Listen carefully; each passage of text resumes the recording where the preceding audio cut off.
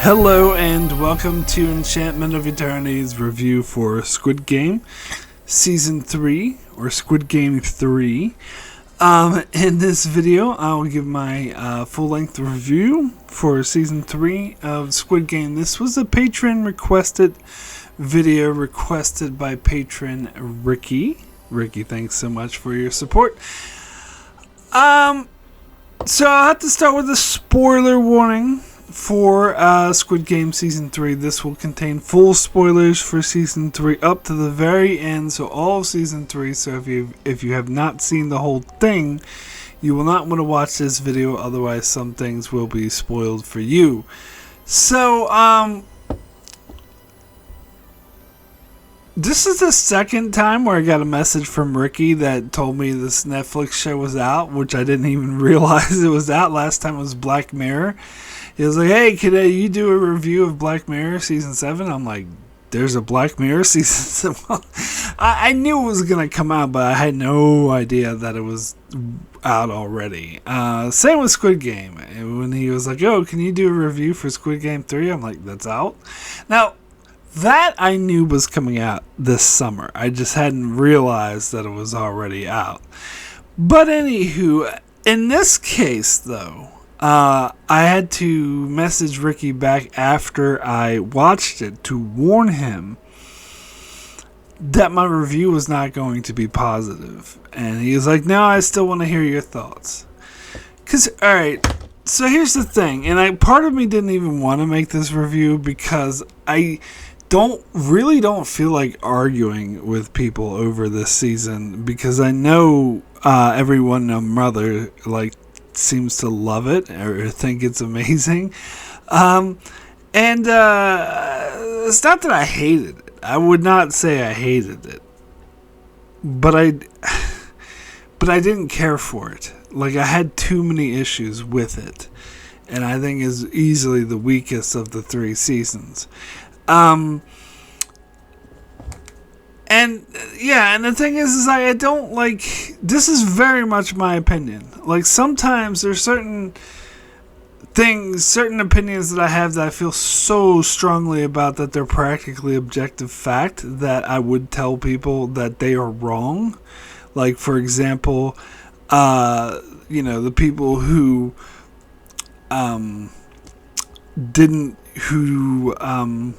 like the episode Tuvix from from Voyager, like, those people are objectively wrong. Like, that's objectively a terrible episode. And God, I'm trying to think, like, people who like the final 2 seasons of Game of Thrones, like, especially the final season of Game of Thrones, like, those people are objectively wrong. That's objectively terrible. And I don't know, I was trying to think of another example like that, but people who like the finale of Lost, I guess. I don't know. Or the Flash Sideways aspect. I like the finale, just not the Flash Sideways BS. But anyway. So there's some, and the classic example I often give is that people who think Paul Blart Mall Cop, and in fact I keep saying that movie, but I wouldn't be surprised if the whole bunch of people don't even know what that movie is. But people who like that movie better than Shawshank Redemption, like, they're objectively wrong. I mean, it's perfectly valid for them to have opinions that they prefer to watch that movie over Shawshank, but if you're going to say which movie's better, like, Shawshank is objectively better. However, in this case, in the case of Squid Game, I really don't feel that way. In fact, I do feel much more on the side of, this is just my opinion. This was just my read on it. This is just my natural reaction of how I felt after watching it. And I do have specific points I want to make, and I can definitely see a hell of a lot of people disagreeing with those points. And I think, and I want to reiterate, that that's perfectly valid. Like, I'm not saying this is the objective fact. I'm just saying this is just my personal reaction based off of my takes, my taste, and how I reacted to the show. So I'm going to be honest. Like, when I review something, I'm always honest about how I feel. exaggerate or lie to conform with popular opinion. But that doesn't mean I feel like that the popular opinion in this particular case is flat out wrong. Like, I think they're perfectly valid for it. It's just not how I saw it, and I just want to re-emphasize that. Although I will say, even though there's tons of positive reviews of the season out, I did watch one review by Dan Murrell, who I actually tend to disagree with a lot, but I still like his channel. But I actually agreed with him on Squid Game Season 3. Like, he was also a little sketchy on the season, and he made a lot of points. I'm like, hey, that's exactly how I feel. So at least I know I'm not alone. But anyway, so my ultimate take on Season 3 of Squid Game is that it doesn't do anything that Season 1 didn't already do better. So here's the thing. I was really skeptical of Season 2 and 3 of Squid Game. Like, their whole existence. Like, and when I did I don't know if I did a full-length review, but when I talked about Squid Game Season 1 on my channel, I liked it, but maybe not quite as much as, like, some people are acting like is the best thing since sliced bread, and I thought it was really good, just not that, like, masterpiece level or whatever. But one of my main issues with Season 1 was the way it ended, because it ended in an open-ended way that was obviously, like, leaving the possibility of a sequel open, where I felt like it would have been a much better season if it was more definitive, more like this is the end of the story. And it kind of irritated me, and this is a whole problem I have with a lot of modern movies and TV shows. It irritated me that they robbed that story of its definitive ending in order to do sequel bait or whatever, leave it open to, cash and rake in the more bucks. So I was very skeptical coming into Season 2, but I felt like Season 2 justified its existence. It justified how it would be different from Season 1. It had a different angle, mainly that of the main character. And I'm sorry, I'm not going to use any of most of the characters' names just because I would butcher them because don't really know Korean names very well, and I don't want to butcher them, so I'll just refer to the characters by their characteristics. But anyway, the main, you know who I'm talking about. But the main character, it was about him trying to take down the Squid Games or whatever you call it, the games that they're running, and it took more of that angle. See, I was really worried that it would be like Hunger Games, because I'm not the biggest fan of Hunger Games either, but my biggest problem with Hunger Games 2, which is actually my least favorite, a lot of people are saying, oh, it's the best one. I disagree. I actually like the final 2 better, because that did something different. Because the second one pretty much did, let's just do the Hunger Games all over again. This is another Hunger Games. This is the All-Star Hunger Games. But it's just doing the same thing that Season 1 did. I'm getting my metaphors mixed. It did the same thing that the first movie did. So, and with Squid Game, I was worried that they'd do the same thing, that they would just be like, here's another Squid Game, and they would just do the same thing Season 1 did.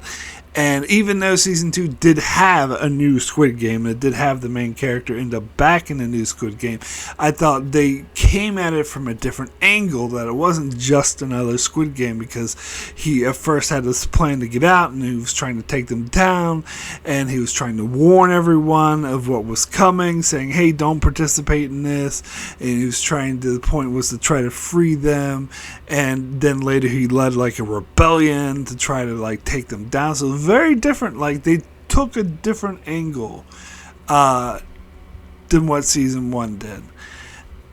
And so that's why I liked Season 2, and it actually exceeded my expectations.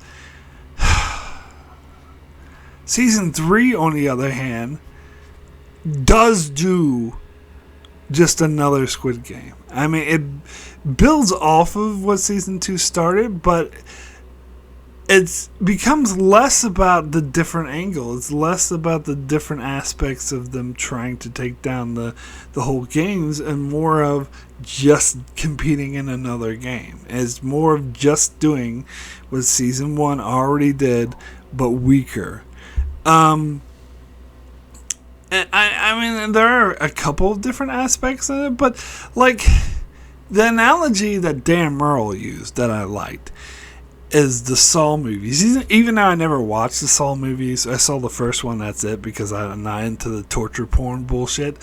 But he pointed out in the Saw movies, the point of the Saw movies, the only thing that makes them different is there's different traps, different sort of ways that the villain has to torture people. And so that's the only, what traps is he going to use now? And he was saying that he was hoping Squid Game wouldn't boil down to the same thing, but unfortunately it did. That's all about, what games are they going to play? This is a different game. They're doing jump rope and they're doing hide and seek. It's different. But that's not enough, like, to sort of justify the sequel's existence. It doesn't just need different games. And I know when I was looking into why people really liked this season, it had to do with like the metaphor of income inequality and what it has to say about the human condition and how human beings are different. It was about the philosophical debate between the main character and the front man. I get that, but I don't think it says anything new that wasn't already said in season 1 in that regard. I mean, I guess there's more of a direct conflict between the main character and the front man than there was between the main character and the old man in the season 1. I guess the dynamic is a little different, but I still feel like it doesn't say enough to justify its existence.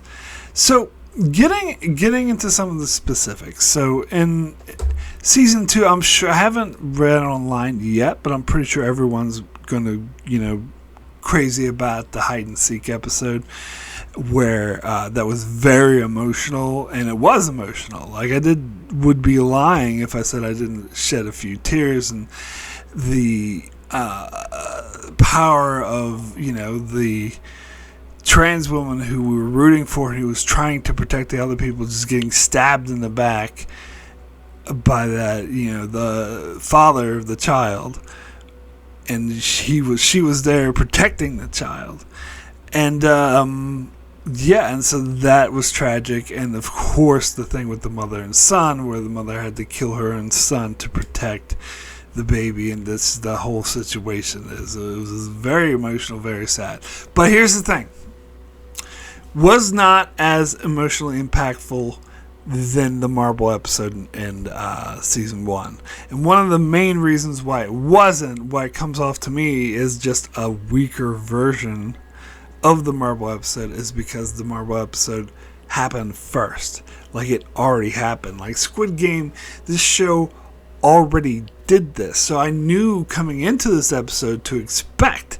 So especially the thing with the mother and son, like, I knew that wasn't going to end well, and I had a feeling that something was going to be off with the pregnant woman and the trans woman who's protecting her. I just had the feeling, because based off of this show, because it already did like similar things. So, like, it wasn't this exact same situation, but it's similar things, so it's kind of predictable.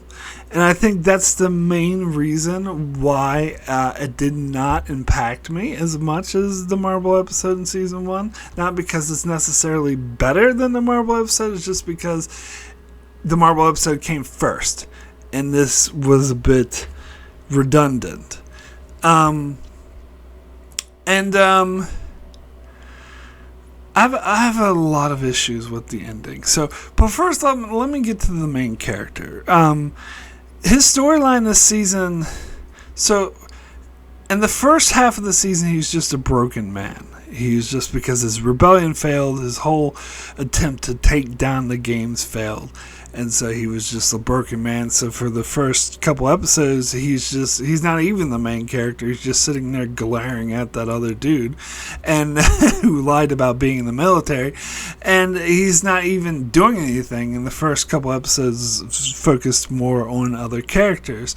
And then out of nowhere, the mother, right before she kills herself, convinces him and tries to convince him to protect the baby and its mother, and he's like, no, not wanting to do that. And then all of a sudden, like out of nowhere, he's like, that's his main purpose in life. His main purpose is to protect his baby, protect the mother, and that's what gives him purpose. And that seems to come out of nowhere, quite frankly. It seems like a sharp character turn. It's like, at first he was like, I suppose what they're trying to say is that, his motivation was to bring down the games, but when he failed, he was miserable and his life had no meaning, and going to protect this baby gave his life more meaning. And I kind of get that. Like, I think it kind of works, but I still feel like the turn is like sudden and sharp, and all of a sudden we're meant to believe that he's like willing to give up his life to protect this baby, and that is his main purpose in life. It just seemed really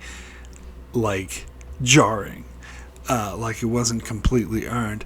But my bigger issue with the main character's journey, and especially if, like, to the people who love this season, if they're gonna give the reason why the season's great is the intellectual conflict between the main character and the front man, then we need to get more interactions between the main character and the front man. And here's my main point, is that when the front man revealed who he actually was, that he was actually the dude that he thought it was his friend in season 2, they didn't really do a lot with it. They didn't make that reveal satisfying. Like, if the things about their... Because this is part of what I liked of season 2, is that it was the front man trying to, like, trick the main character into realizing that his philosophy was incorrect, and the whole thing, because he actually turned it on his face and, like, pointing out that the main character was willing to sacrifice all these people, let them get killed for a greater purpose, for a greater good. And he was, like, trying to point out how he's just using them just in the same way the people who run the games use the other people, and that he's no better than them. So that was what I loved about season 2. That was a very interesting dynamic, and in my opinion, they don't continue that. Like, they don't really, like, in a very, very, very subtle way they do, I suppose, when, main character sacrifices himself at the end of the season, and is sort of his way of showing humans do have value. But I think I needed more than that. I think I needed more of a direct conversation, more of a direct conflict between these characters. And I thought the revelation, when the front man revealed who he really was, there should have been a lot more about this, more of a conversation, more of a conflict, rather than just him getting the knife and getting all pissed off and threatening to kill him. And it's like, you want to kill me, go ahead. Like, that was not satisfying. In fact, I would say that at the end of season 2, when the rebellion failed, they would have been better off just having the front man reveal who he was right then and there. To the main character. I think that would have been more powerful and more effective. Just having him casually reveal himself a couple episodes later, and him doing nothing except for, like, being, holding a knife all pissed off, that was not as satisfying. So I think they kind of missed an opportunity. Like, they delayed the reveal, which I think they shouldn't have.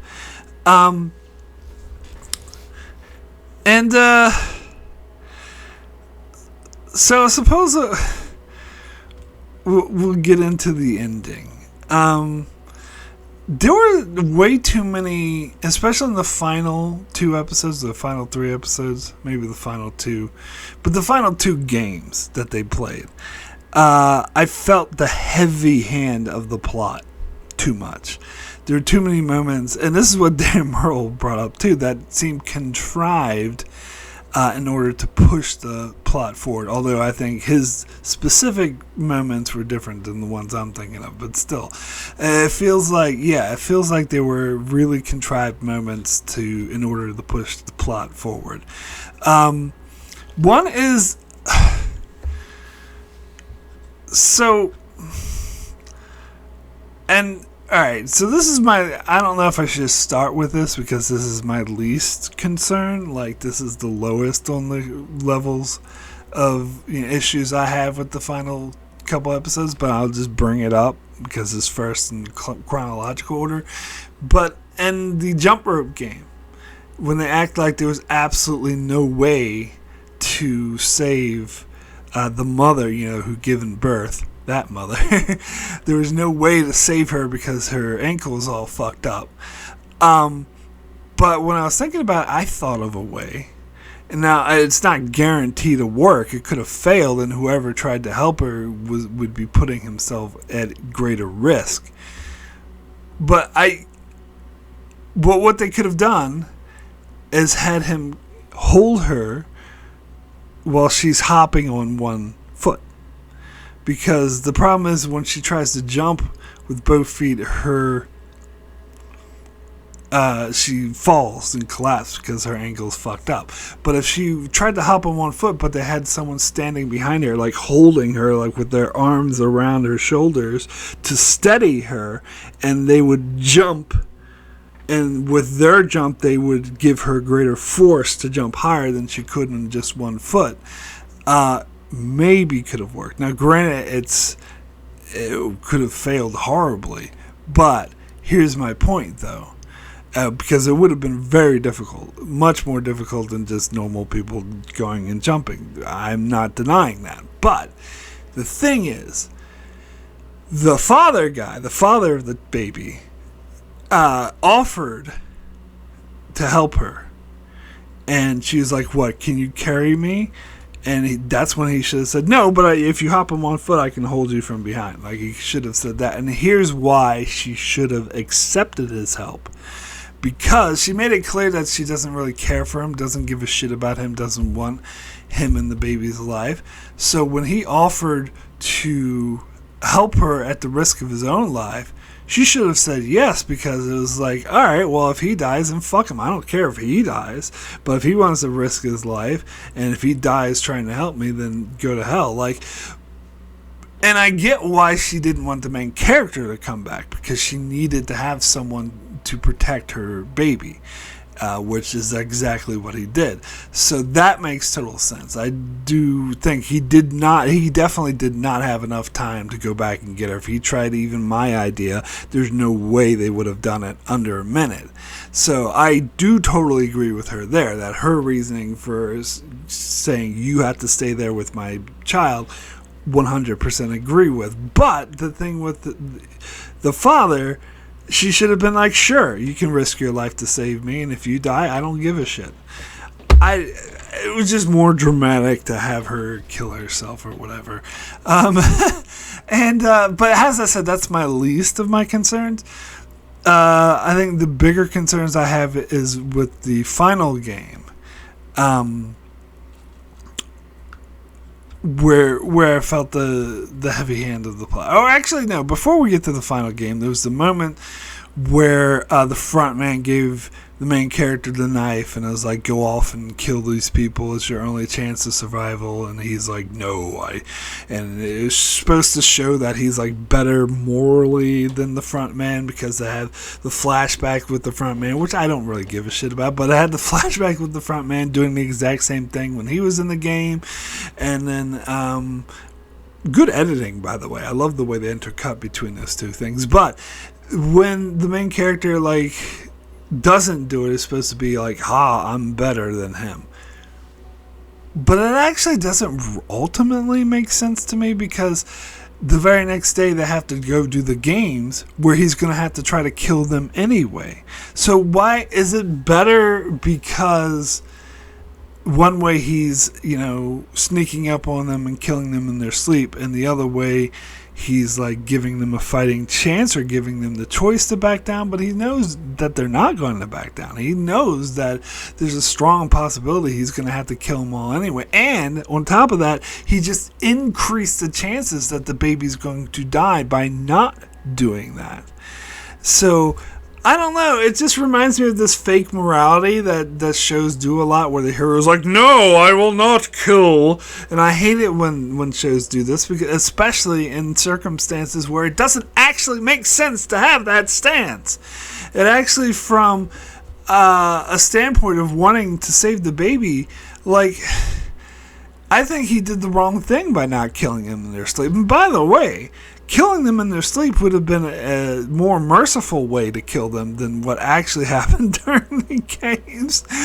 So I have a problem with this. I realize it's them trying to say, like, oh, he's saying humanity's better than what the front man says. But I don't really think it really sells that the way that they think it does. I think it just comes off as stupid, nonsensical, because he has to go and kill them anyway. But a more egregious example of this mistake that's even worse is during the games, when the father like turns on the other 5 people and holds the pole against them and like pushes that one dude off the ledge in order to protect the main character and the baby. When those two are like, it's 2 against 4 now, but the 2 are like armed, and so it's a much like worse situation.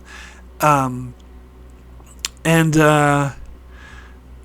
so they and they already had their one death for that round, so they could just move on to the next round, just kill one other person. And so the 3 dudes just randomly take that one guy and start beating the shit out of him and saying that he's what do they call him, a lunchbox, and that they're going to, they'll just drag him over to the other side and throw it off. And then the 4 of them, is it 4? 5 of them, including the baby, will just split the money between themselves, and that will be that. But the main character, again, having the moral high ground, no, I will not kill. That was a really stupid thing to do. I still don't buy this, oh, this is what makes humanity better. Because, for one thing, that guy who they're using as a lunchbox tried to kill the baby. He was with the others. Now, I grant him not trusting the other people, but the other people are self-interest. They're giving themselves a way out. And he should have took it. I think it was really stupid and plot contrivance of why he would be like, no, I'm not comfortable with you using the lunchbox. And then once they kill the other 2 people, then he wants to use them as a lunchbox. But in this time it's too late, because the guy is like, no, fuck you, I'm just going to kill myself and out of here, which Dan Merle pointed out is also a little bit contrived, so they contrived the ending that he'd be willing to just kill himself like that in order just to spite the other 2. I don't know, so the whole sequence just felt very heavy-handed, the plot. It felt very unbuyable. And I just, it made me think, like, do you really want to save this baby or not?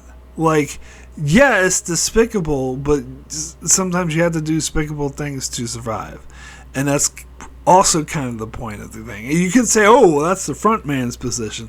Not really. I think the front man and the main character's moral debate is different than that. Is more of his front man's position has more to do with there is no value in humanity, and humanity's only looking out for themselves, that everyone's selfish.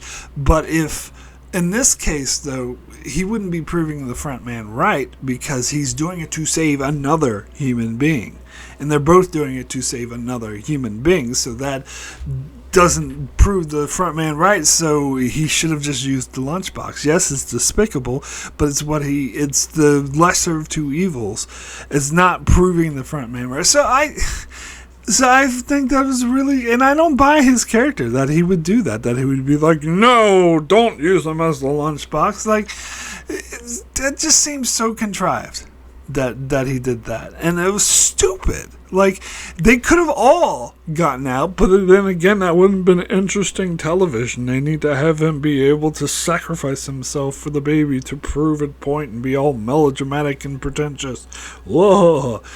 But anyway, and also, since we're on the topic, the father guy, totally don't buy his heel turn. His heel turn didn't make any sense. And again, they played into the same like gold fever narrative that plagued season 1. And now, granted, part of it is the point to show how selfish people can be and how greedy they can be. But it's kind of a tired point. Like, I think this show and the season in particular already made this point. Obviously, I think the show hit this point like over and over and over again, so there's no reason to hammer it down at the expense of having inconsistent character that doesn't make any sense.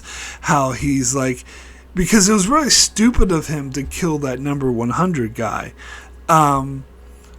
because he should have realized it would be better for them to have more people, so they would have one be able to sacrifice in the final round. By throwing that other guy over, they did kind of screw themselves. It was only the lunchbox guy, and so all he had to do is throw himself over, and then they were screwed. Whereas, like, he should have, and he did it because, I have more part of the share, but no, I don't buy that he would be that stupid just for more. And again, I'm sick of this Gold Fever storyline. Like, they don't need to hammer it home in this particular case. And it's just the same bullshit they did in season 1. And as I said, but weaker. And so, yeah, and the guy's heel turn, he's like, wants to keep the main character from coming over so he could just take the baby and throw the baby off. Well, wait a second. Earlier in the previous round, he was willing to sacrifice himself for the baby, and he like teamed up against those other 4 assholes in order to protect the baby. Now all of a sudden he's like, well, fuck it, my only opportunity. He doesn't even want to try to let the main character over so he can try to kill him in order to, so he and the baby can come off. Because he doesn't know if he can take the main character, so it's like, well, the easiest thing is for me to just keep the main character from coming over and then kill the baby, which again is a total heel turn for this character. And by the way, this character I don't think was worthy of being in the final 2 or final 3.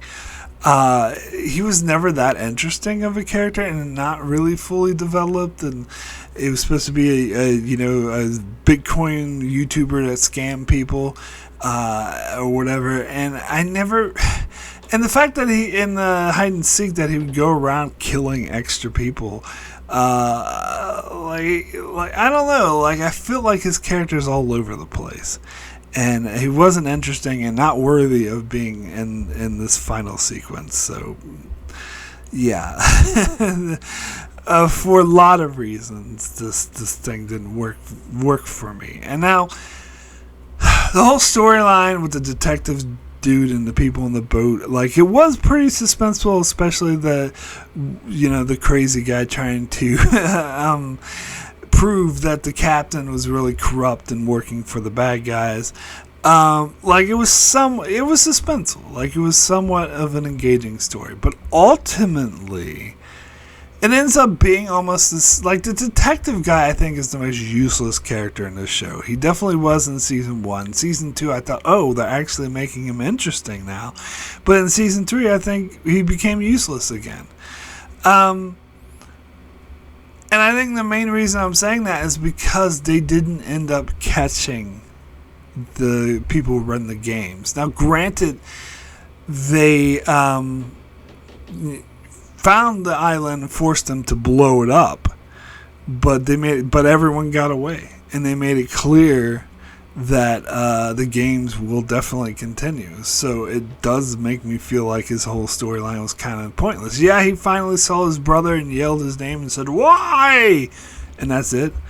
Like, I don't think makes his story, his whole entire existence of the character doesn't give him a point, doesn't give him a reason. So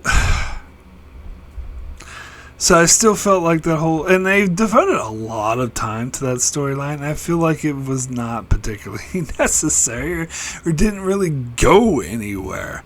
On the other hand, I did like I think my favorite probably aspect of the season was the North Korean woman who, worked for the gamers but turned on them and wanted to save the father. To me, that was the most interesting storyline. And I didn't really have an issue with it, other than I think they should have took it a little further. I think that she should have actually, because she was in a position to do some huge damage. And the thing with having her almost kill herself, but seeing the main character sacrifice himself, changing her mind, not so much a fan of that. I think that's kind of silly. I think she was in a position to do more damage. Like, she was in the top level. She could have went into the room and killed all the VIPs. That would have been a very satisfying ending, because the show, and this season in particular, like, focused on the VIPs is very despicable, like killing off the peasants for their own entertainment. Which I like the metaphor, but it would have been so satisfying, so like gratifying for the audience to actually see them get killed. And why didn't she? It seemed like she was in a position to do so. And it seems like she was in a position to, like, fuck these whole games. And so it would have made sense for her character at this stage. And, I think it would have been a much better story if she just went in and killed all the VIPs. But if they didn't do that, then at the end, when they saved the baby, I thought, well, it would make sense if they gave the baby to her, because she's the one who lost her daughter. Her daughter died.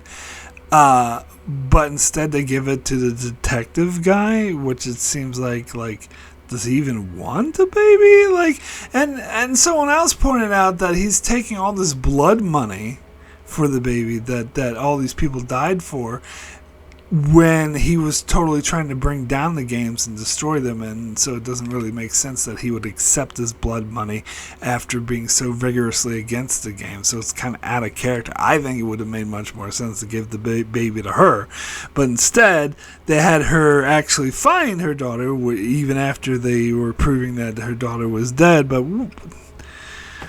whatever, like, that's fine, I guess. But getting back to how everyone got away and how much I hated that, like, I thought it would have been a much more interesting story. And by the way, how the hell did they get away? They showed them getting into this gigantic ferry and driving all their cars in. How did they slip past the Coast Guard? Shouldn't the Coast Guard have more ships and be able to catch them? Like, it did seem a bit like fake villain, too powerful and I can get away kind of thing, that I didn't really buy, and mainly because because the VIPs didn't get their just desserts, and I think it would have been a much better show if they did. And I think it would have been so if they had actually caught the people trying to get away, and like maybe killed them because they started fighting back or whatever, like, then that would have justified that whole detective storyline. Then it would have been worthwhile, and it also would have justified the main character's storyline a bit, because that would have made his fight to take down the games would have succeeded. And the detectives, the whole thing that he was doing with all those people who got murdered, like, that actually would have been more worthwhile if they actually caught the people or killed the people responsible for the games. It would have given the whole show more meaning, in my humble opinion. Now, I know what the counter argument to this, and this is going off of something the showrunner himself said, is that the show is like a metaphor for income inequality. And the show can't say that it's solved income inequality, because income inequality has not been solved, and it's not easy to solve. So as long as, I believe the way he phrased it was, as long as income inequality exists, then the games will exist, because the game's a metaphor for that.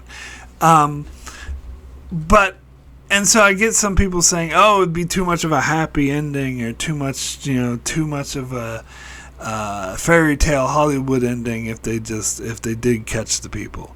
And I disagree with that. I think for several reasons, but I think in some instances it's better to have a Hollywood ending. Like sometimes I'm very much against Hollywood endings, especially if they're cheesy and over the top. But other times I think avoiding a Hollywood ending can come off as pretentious and, oh, look at me, I'm so artsy. Now, I don't think this is a most egregious example of that. I think there are definitely worse examples of endings that should have been more happy, but they were trying to be all pretentious and artsy. This isn't that bad, but it's in the same sort of key, I would say, because I think because of the story you set up with the main character and the detective guy trying to take down the games, that was like the whole point. That's what the whole thing that made season 2 different than season 1. By not satisfying that ending, you're just making it a repeat of season 1. You're not doing something different, and you're essentially rendering that whole, especially the whole detective storyline and part of the storyline with the main character trying to take down, you render that whole storyline pointless by not having them get caught. And also, like, the showrunner was saying that one of the endings that they were proposing was having the main character survive, and then having him go to Los Angeles and seeing the other, the American recruiters for the Squid Game, which I'll touch on later. But but the thing is I think they should have done that. Here's the thing. So, for those who are saying, oh, it would be too much of a happy Hollywood ending and it would counter the analogy to income inequality and make it seem too easy to solve by having them actually catch the people running the games, here's my counter to that. Here's my proposal. This is what the ending I thought would have been better.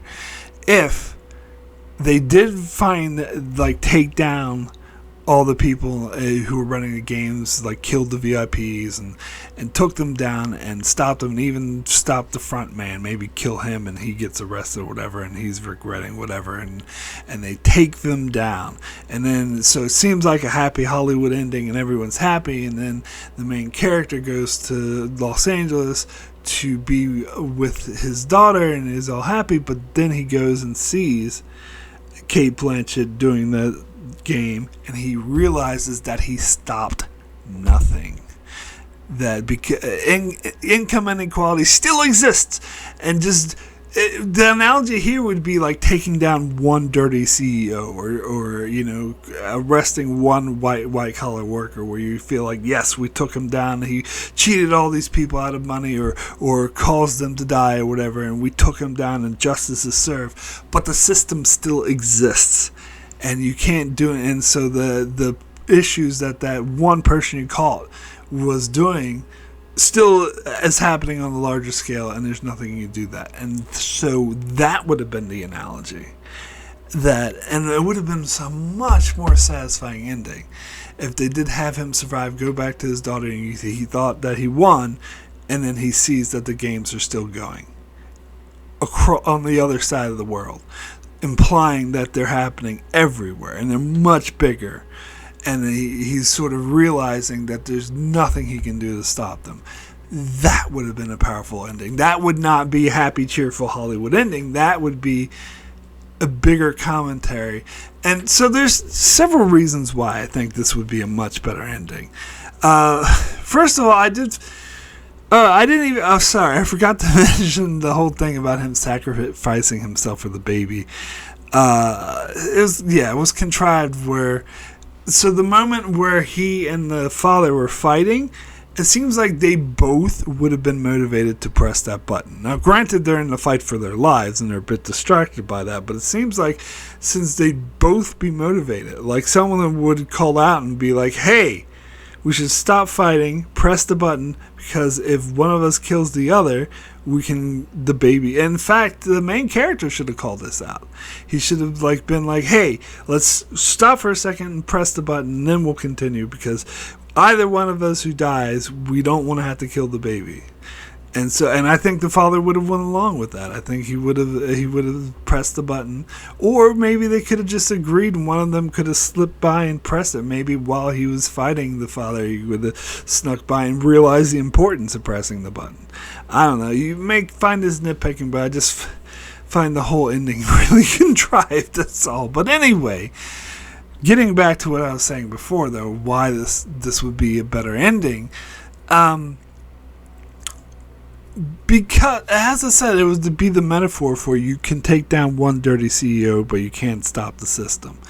And so, but while at the same time, as I said, satisfying the storyline that was set up in season 2 with the main character and the detective trying to bring down the games. You could satisfy that, bring it to a conclusion, make that whole storyline justice, make the whole storyline with the rebellion at the end of season 2, like, justify that. You totally justify it, but at the same time having the larger analogy of income inequality will always exist and there's nothing you can do to stop it. That would have been a much, much better ending. It would have satisfied it. And plus, like, seeing that, like, doing that fake out happy ending where everything seems to work out beautiful, but then having him see Cate Blanchett doing that shit, like, that would have been way more impactful. That would have been like, oh, fuck. That would be like, shit. It would be the dousing the water on your dreams or whatever. It would be like, no, this is huge and you're never going to be able to stop it. It would have been a lot more ominous ending, honestly. A lot more powerful ending, I think. But as it stands, now getting to the whole Cate Blanchett thing, as it stands, it just seems like more shameless spinoff bait. Just another way to keep the story going, to keep Netflix raking in the cash, and it doesn't serve the story at all. And this gets into my larger point, is I think the as much as I liked Squid Game Season 1, and I did like it, it was a finite story. There's just some story ideas, like Jurassic Park, for example, that should just be limited to one entry. It's a finite story. It doesn't really work as a continuing franchise. Stuff like franchises, good fodder for franchise, science fiction and fantasy work a lot, like Game of Thrones, Star Trek, Star Wars, because it creates an entire different mythology and lore and universe that you can play around with, and you can follow many different aspects of it. You can do of course, ongoing franchises with stuff that's more grounded in reality. Like, I guess the best example I can think of is Breaking Bad, Better Call Saul. That's very grounded in reality, but they use characters, they follow them deeply and follow it. But that had, like, strong characters that you wanted to keep following. This, unfortunately, the characters are fine, but they're not, like, really strong like they were in Breaking Bad. And so, but the main reason people watch the show isn't for the characters, it's for the concept. And this concept is a finite concept. And I think Season 3 proved that, because it just repeated the same thing that Season 1 already did. And so, I don't want to see another goddamn spinoff. They're just finding ways to keep this whole, make it a franchise so it can just keep raking in the money when this fucking story should have ended at Season 1. But as I said, like, if they had ended at Season 3 the way I suggested, then it would have at least justified Season 2 and 3's existence. It would have made it different enough, or justified it enough to justify it. And the ending where we see Cate Blanchett doing the thing, that would have been a powerful ending. But as it stands, as they actually did it, it's not a powerful ending. It just feels like it's a groan-worthy ending that feels like more fucking sequel bait. More like, oh, let's do another spinoff. We're going to have an American spinoff now. Oh, watch the Americans. Watch more Squid Game. Watch it. Give us money. That's what it felt like to me. It felt cheap and Hollywood-esque, and I fucking hated it. And as far as this American spinoff goes, I heard that David Fincher was going to be the showrunner, And if that's the case, I'll probably watch it because David Fincher's amazing, and I would love to see his spin on the Squid Game because I think it would be original. I think he would do something original and something a little different and put a different spin on it than what's done before. But if it wasn't for that, if it wasn't for the fact it would be done by someone, a brilliant, like one of the best directors of all time, if it was just going to be like a normal sort of spin-off, then there's no fucking way in hell I would watch it because I would know that I would just be seeing the exact same thing that I've already saw twice now. Not 3 times because really season 2 and 3 make up one season. They make up one extended season. They just separated it out so they could fork in the money and prolong everything. But really, it should have just been one. It was one story. It should have been one season. So there's 2 stories in Squid Game. Season 1 and then season 2 and 3 combined. But anyway, but that's not that big of a deal for me. But the point is I saw the same story twice now. And I don't need to see it a 3rd time or 4th time or 5th time or 6th time. But if David Fincher is going to be the showrunner, then I'll give it a shot. Because I do have hope that he would do something a bit original that would justify it. But otherwise, they would just repeat the same thing over and over again. I think this is a finite idea that they're just repeating over and over again. Like season 2 went in a way that made it that it could have been different. But then season 3 went back and said, and here's another thing I'll throw out that they could have done. Like, because the aspect of the main character trying to convince everyone to stop the games and trying to save everyone. Like, if they did something more along those lines where they ended up, like, saving everyone in a different way. And maybe the detective guy showed up early enough to try to save these people and give them a fighting chance against the people who are running the games, and then even the assholes who are all about wanting the money end up working together. Something like that would have been really good, but and that would have had like commentary on how the working class, if they band together instead of fighting each other, could actually work to make a difference and sort of go after the income inequality. So that would have been a nice analogy there too. But did they do that? No, they just did the exact same thing that season 1 already did, but weaker. And that is my ultimate conclusion on Squid Game. So my rating for Squid Game season 3 out of 10 is going to be a 6. Good. You might think I'd give it a negative rating because of how bad I was talking about it, the whole review, but I enjoyed it. It was an entertaining watch. I did want to keep watching the next episode. It did have really powerful moments, as I said. It's just all the flaws that I mentioned I had with it were just very frustrating to me. It's frustrating that I do ultimately feel like they didn't justify its existence and they were just doing what season 1 did, only weaker, which makes it more of an average show. Not a terrible one, but an average one where it could have been great. And it's more frustrating to me when something that could have been great ends up not being good because they want to make sequels. Now, again, like, as I said at the start of the video, I'm sure everyone and their mother is going to disagree with my assessment, and that's fine. I really don't feel like arguing this point. As I said, it's just how I feel, and if you feel differently, you feel this is a masterpiece that had a lot to say, then I'm not going to dispute you on that. Like, you can have that opinion, and this is my opinion.